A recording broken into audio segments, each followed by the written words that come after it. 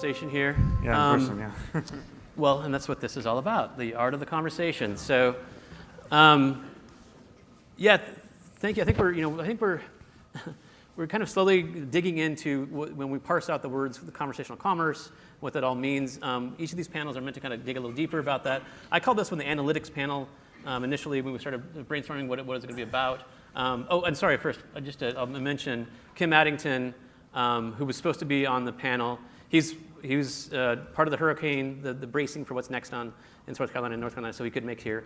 We also had other panelists do the same thing. So hope for the best for everyone on the East Coast and all of their family and friends. So, I've asked David Wiener to be a part of this, and we appreciate Voicera for sure jumping in.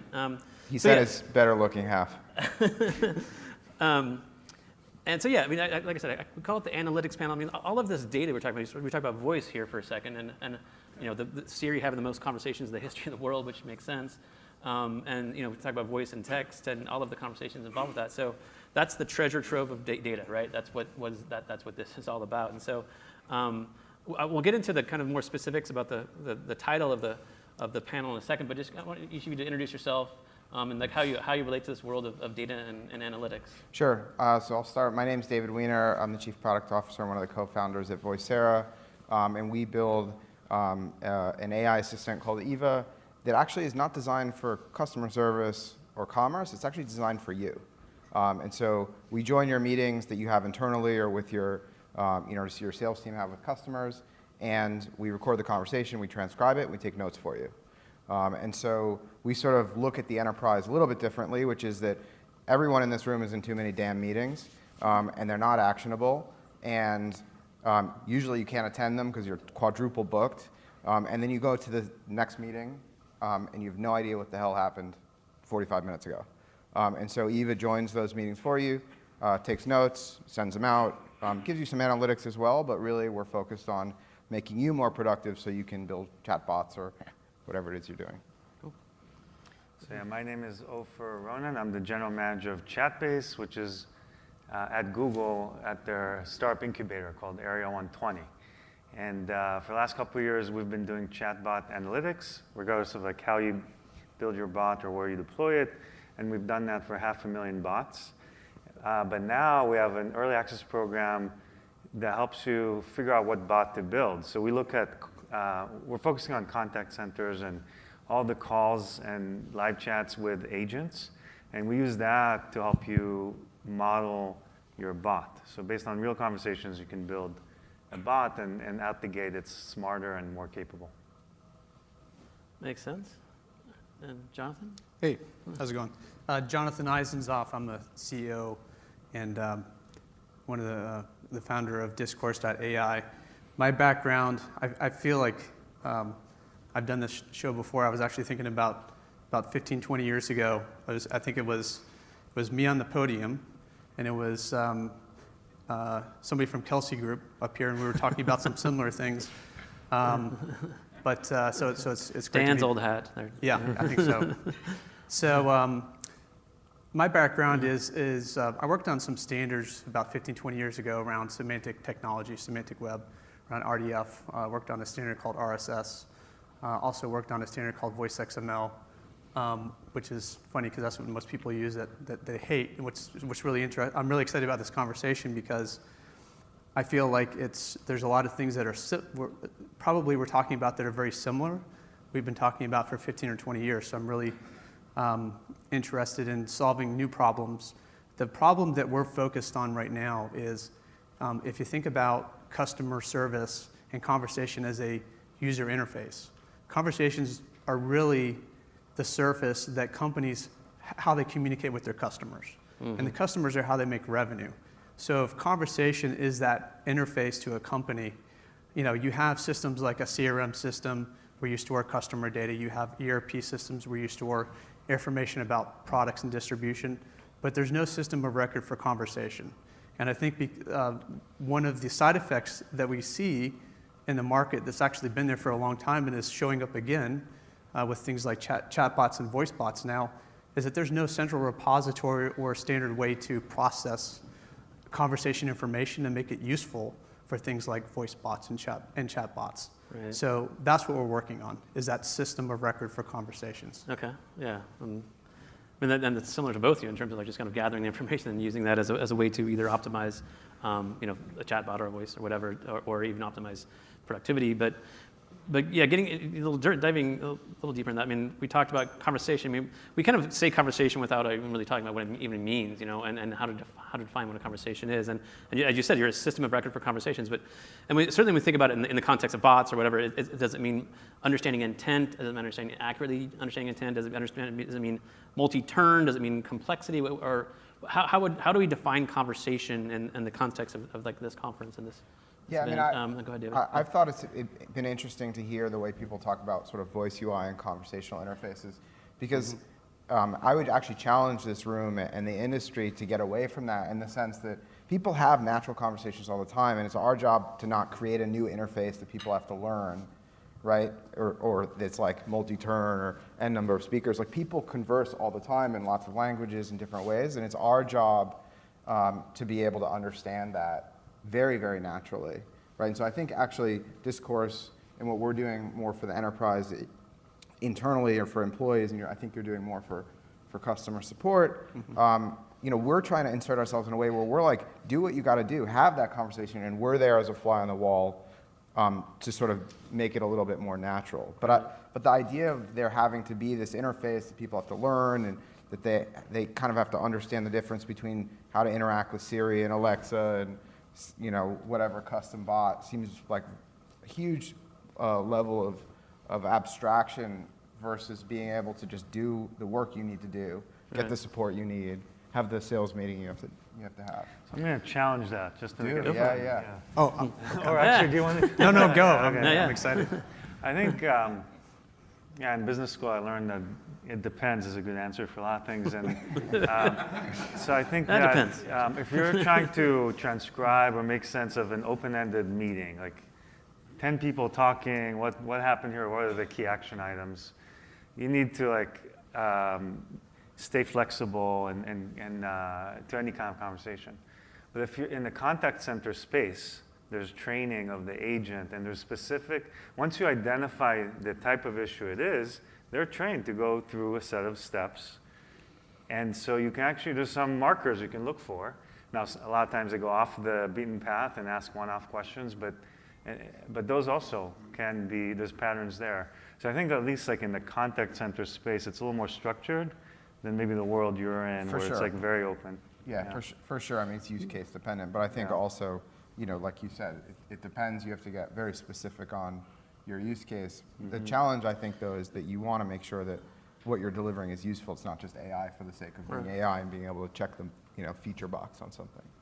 Well, and I mean, I guess that's getting to my point of like I'm coming at it from a little different conversation. But yeah, go ahead. So I'm just going to dive down into the hard work part, because that's where the rubber meets the road. So, to give you an example of a project that I used to do that I don't have to do anymore because I'm automating myself, which is awesome because I'm lazy, one of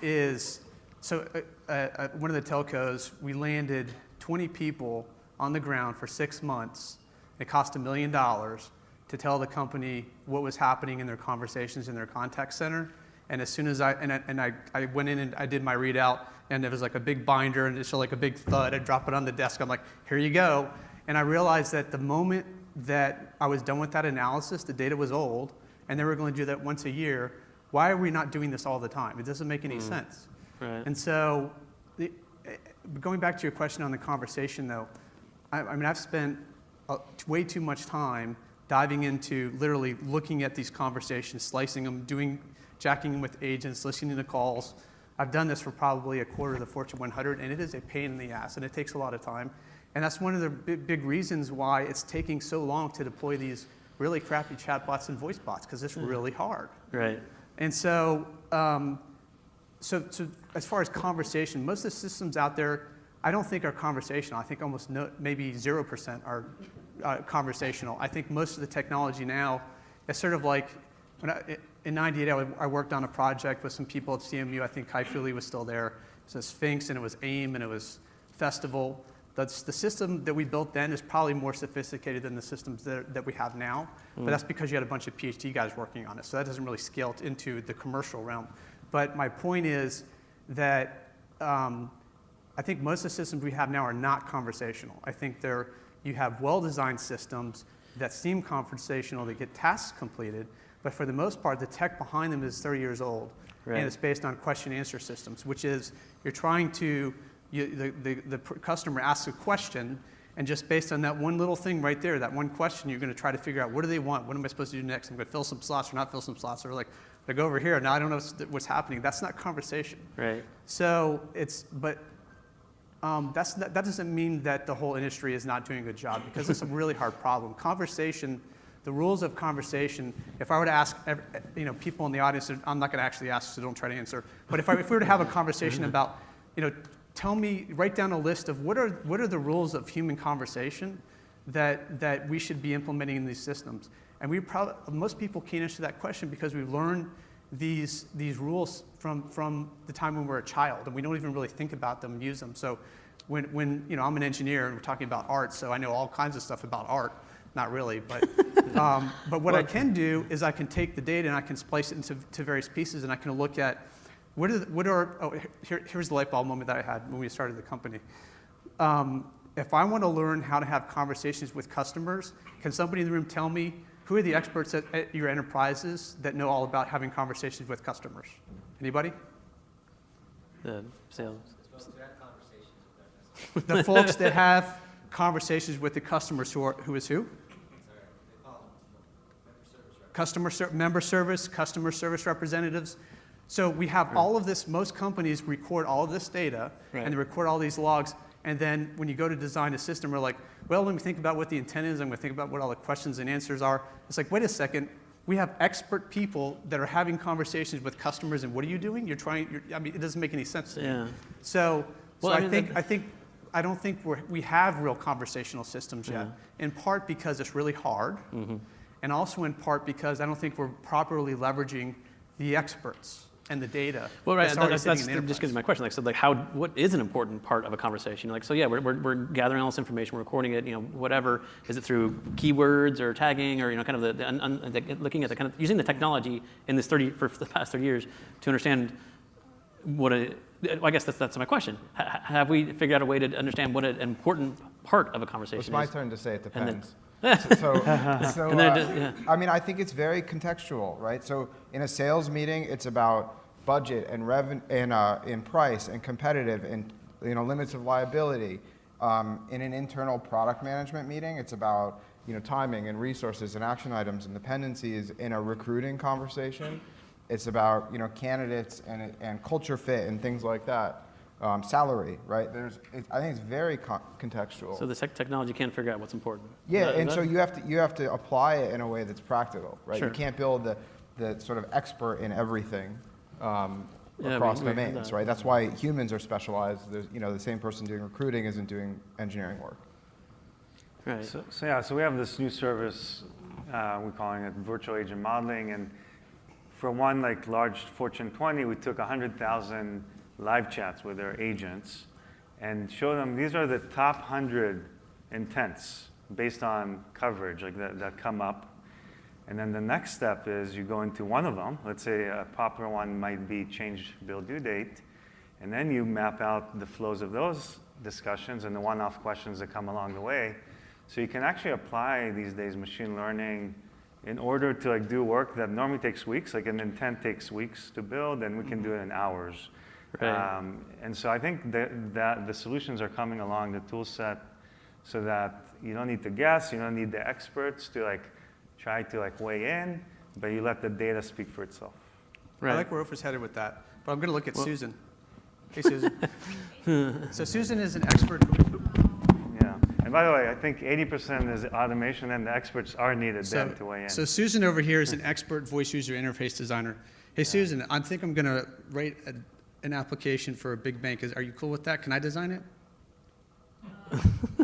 Sure. They're probably not go so well though, right? So I mean, there's still getting back to the art in it. I think there's. Right. I like where Ofer's headed though, because if you can illuminate the or sort of aggregate all of the if a company has 10 million conversations recorded or in chat logs, why not just use that to uncover, like you're talking about, some of the paths?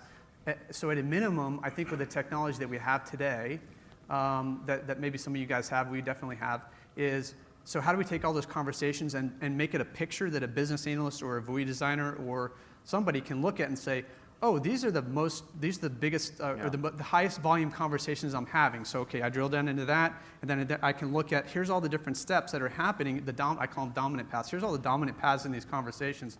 That might be useful for designing an application.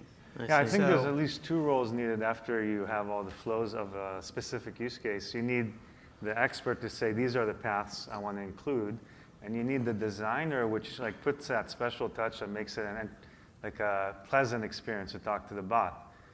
There's a lot of these artistic, art. There's a lot of art that goes into creating a good experience. But Tobias told us to hire all liberal arts majors, right? I'm cool with that.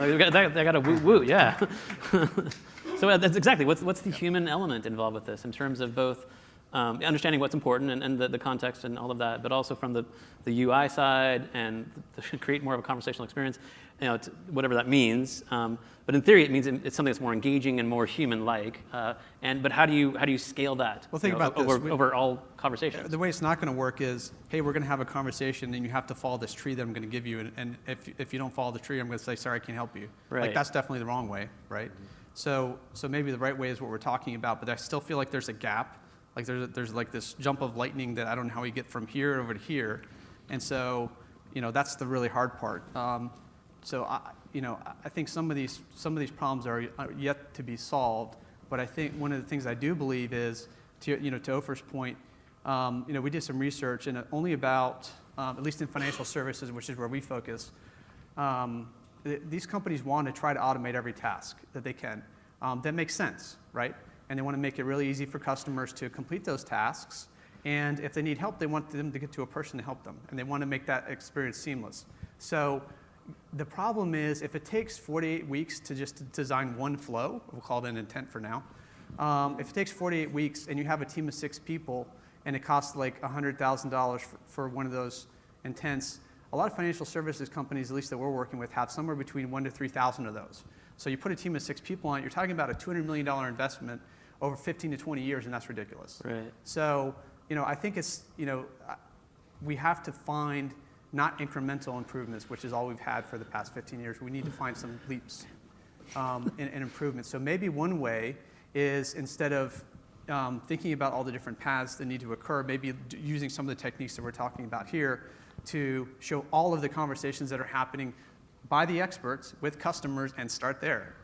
Okay. Right? And then maybe how that changes as the automation curve goes up, that it's going to reduce the time to value for these companies. One of the companies we're working with thinks that, if we can go from 10, 15 years down to maybe 2 years, that could, the time to value calculation in dollars and cents in cost savings and value is about $1 billion. That's a lot of money. So companies that can figure out how to do that are going to beat companies that can't figure that out. And that's where we're at. Yeah. Well, and I guess, but getting to my question as far as the human element, and you said it's incremental changes, incremental improvements. Symbiosis. But how do we make these, whatever thought experience, how to make them more human, more engaging? How to make them fresh? How to make them more interesting? The more likely you're going to experience that same conversation again. It's a symbiosis, online learning symbiosis. So what I mean by that is, as automation, I'm sorry, I want you guys to answer to it, but as the automation curve goes up, I don't necessarily think that the people managing these customers are going away necessarily. I think their jobs are going to change. So instead of answering the phone and doing the same dang thing over and over again, they're going to be tuning the machine. It's like, oh, wow, that didn't work that time for that conversation that happens 10,000 times a day. I should probably tune it a little bit, right? So there's probably a machine-human symbiosis where the human conversations are trading the bot conversations, and the humans are also, when the conversations fail and they go to a human, there's some kind of a learning process, a feedback loop, right? That's improving the process. How all that works is, I think, companies like ours are looking at how to figure that out. But yeah, we call it an equally geeky name, which is like the AI exoskeleton, right? Which is it enables the kind of the worker to be able to do their job more efficiently, with more ease, and less sort of burden on the mundane stuff that can be automated. But in a lot of this work, like I haven't met anyone who would rather talk to a machine than a human. Like given the choice of I need to get a task done, you're probably likely to get it done more efficiently speaking to a human. And so the idea that you can enable that human to be more efficient, to be smarter, to be able to be more contextual.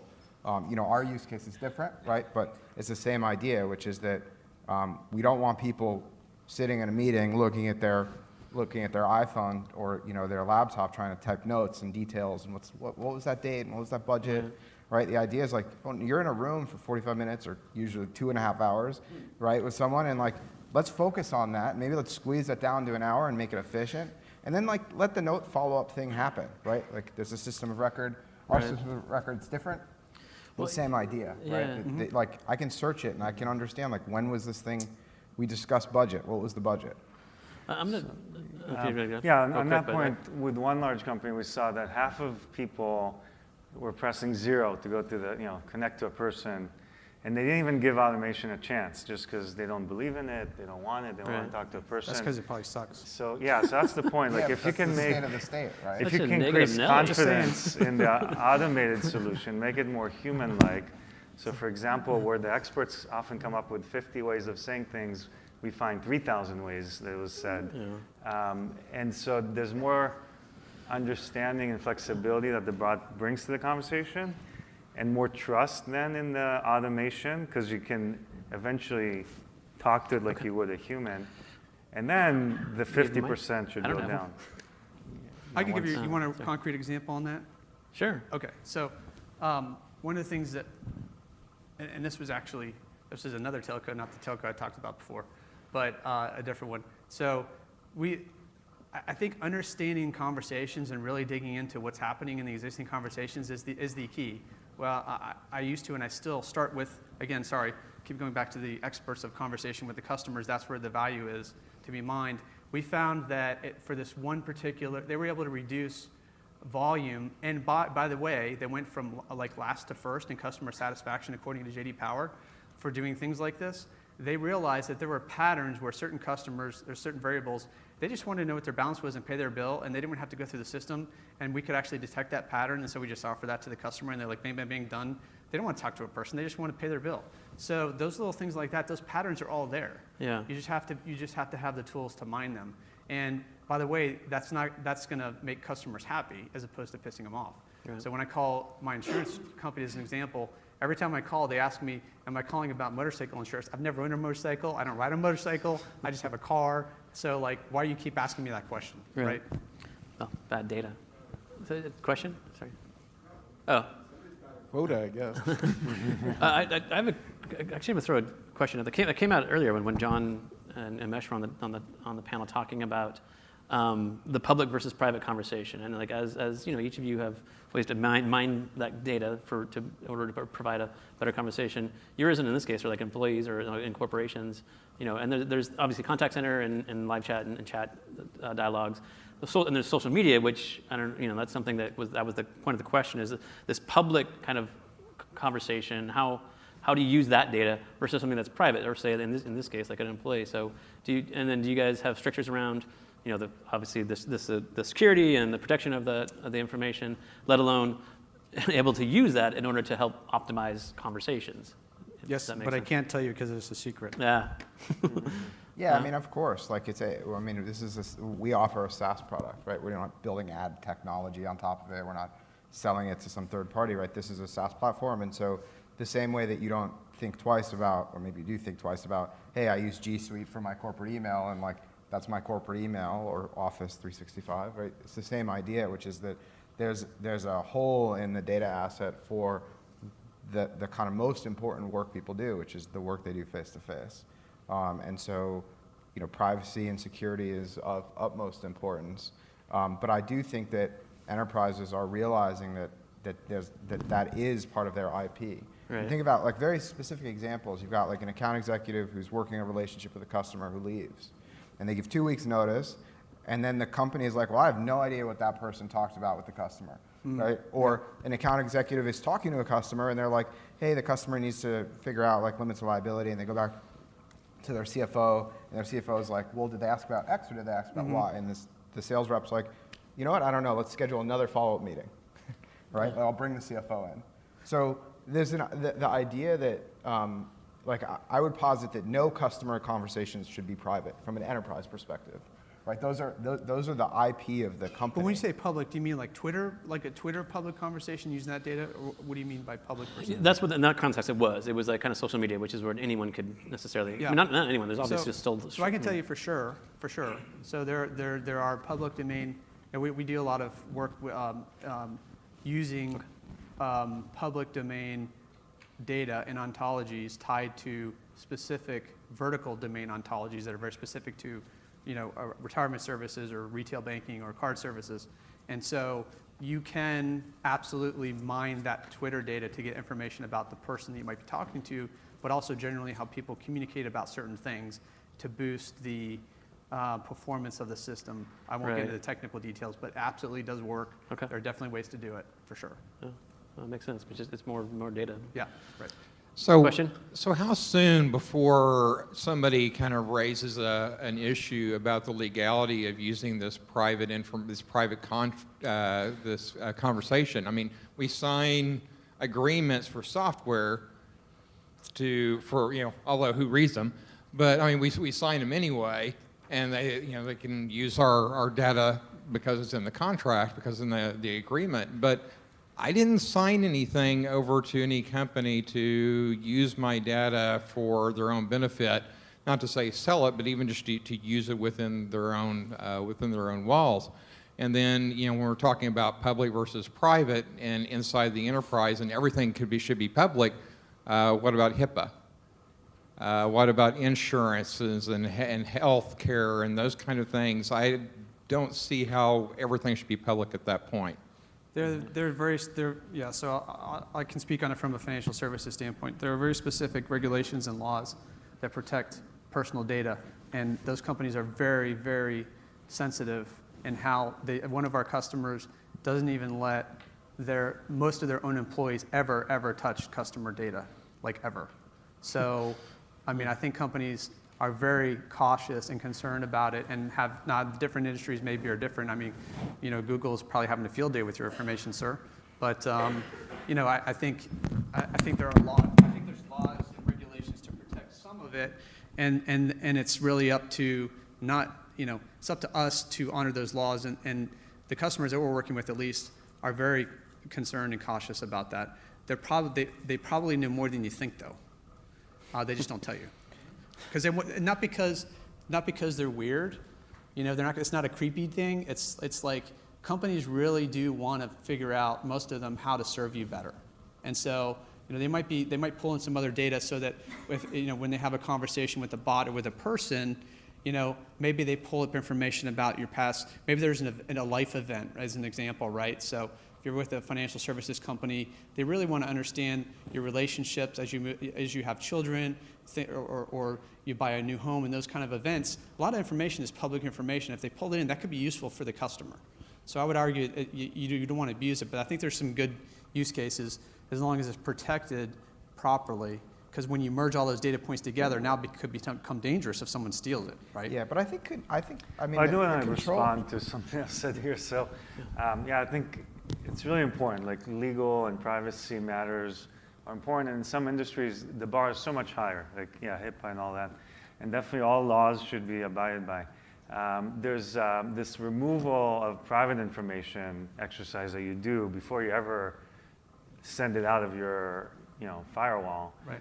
And so you anonymize and you make it so that it's not any individual. And in aggregate, you're doing an analysis in order to understand the conversations, how they go. Mm-hmm. And so it's not really any individual's information that specifically is known. But is that enough? Like, I think one of the things we did, the first thing we did was we said any recording we do is available for anyone in the meeting, and anyone in the meeting can delete it. That's like a anti-pattern for like UIs and control, right? It's like, I'm the owner of this asset, so I get to delete it, no one else does.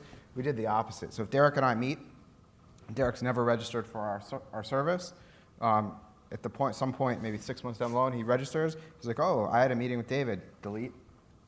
Right. So I actually do think that being thoughtful about what people do with data and voice data is important. I think it's beyond just like, hey, we use this encryption or this is our policy or the laws.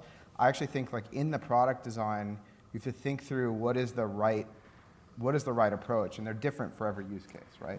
But how many times have you gone to a call center and been like, I talked to this call center rep and they promised me this thing, this Comcast deal, and like I talked to someone else a week later and they have no idea what you're talking about. By the way, I'm not going to swivel my chair and argue for Google. One of my friends